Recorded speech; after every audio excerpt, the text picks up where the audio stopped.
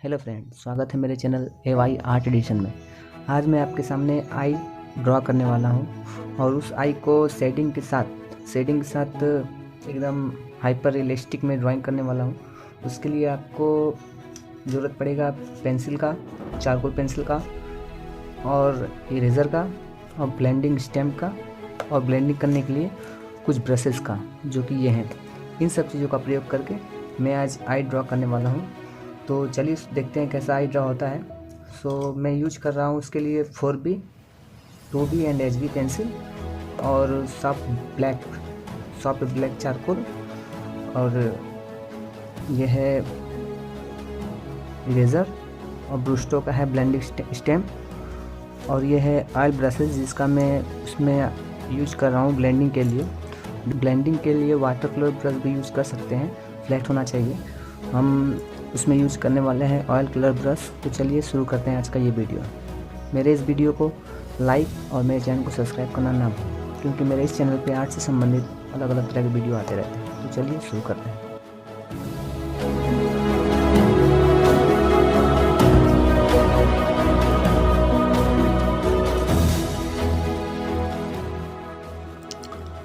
बीच बीच में हम आपको थोड़ा इसके विषय में बताते रहेंगे, ड्राइंग के विषय में, और बीच बीच में हम अपने इस ड्राइंग को फास्ट करके थोड़ा सा दिखाते रहेंगे ताकि आपको इसके विषय में जानने का मौका भी मिलता रहे और कम समय में आप बेहतर समझ सकें।